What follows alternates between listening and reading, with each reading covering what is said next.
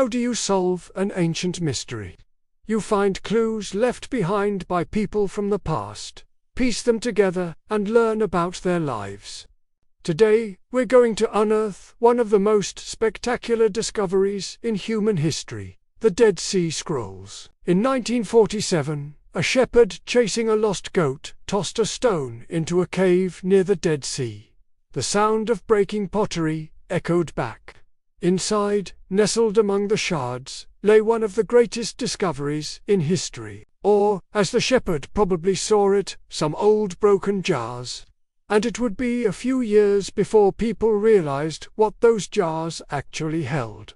But let's rewind further, way further. To understand the Dead Sea Scrolls, we have to go back to ancient times. Imagine you're a Jew living in the region of Judea, in the Middle East, around 200 BCE to 70 CE. The time is known as the Second Temple era, because the First Temple, Solomon's famed Holy of Holies, had been destroyed centuries earlier. This is when and where Judaism began to take shape. Now, imagine you're not just any Jew, but a member of a secretive religious community living in the desert, waiting for the end of days. You and your fellow believers, perhaps known as the Essenes, copy sacred texts and hide them away in caves for safekeeping. Maybe you write down rules for your community, or make copies of the Torah to distribute. And then one day, Roman legions arrive, and you flee, leaving your treasured books behind. Fast forward now to 1947. As we heard, a Bedouin shepherd stumbled upon clay jars in a cave near the Dead Sea, in an area called Qumran. Over the next decade, archaeologists unearthed more than 900 manuscripts in 11 caves. The thrill of discovery made headlines worldwide. These weren't just any ancient documents, they were the oldest surviving copies of the Hebrew Bible ever found, over 1,000 years older than any previously known, and they spanned a period of roughly 1,000 years, dating back to 250 BCE, 270 CE. What's more, these weren't just religious texts.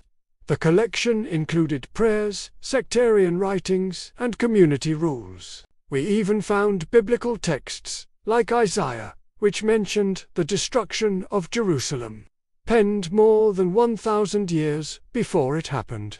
There were commentaries offering new insights into familiar stories and apocalyptic prophecies predicting the end of days.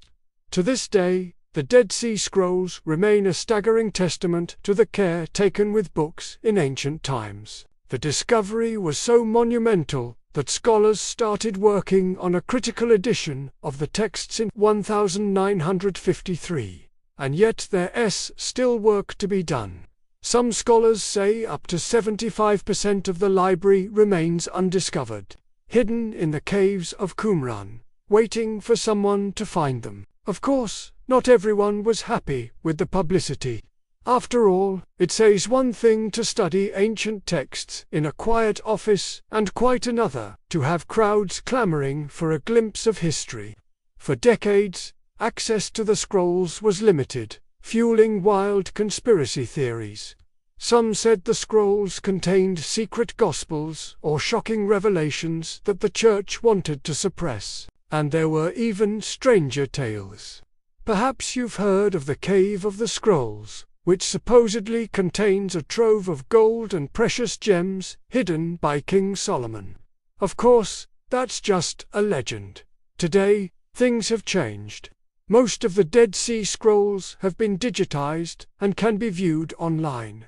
The earliest biblical manuscript, edited according to the original autographs, not copies, was published in 2021.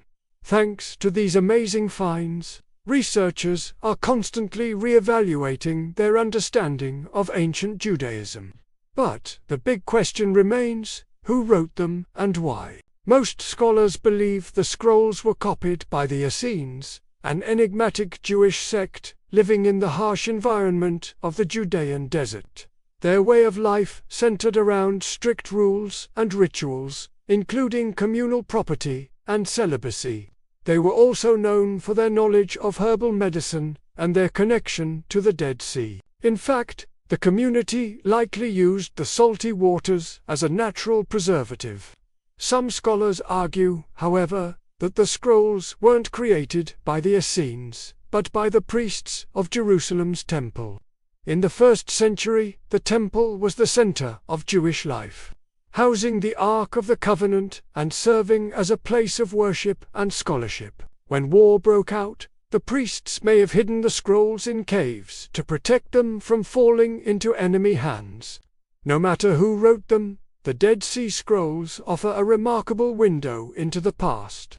We see the evolution of ancient Judaism, the rise of monastic communities, and the formation of ideas that shaped Christianity. We also get a glimpse of daily life in the ancient world, from the tools used by scribes to the raw materials used to make paper.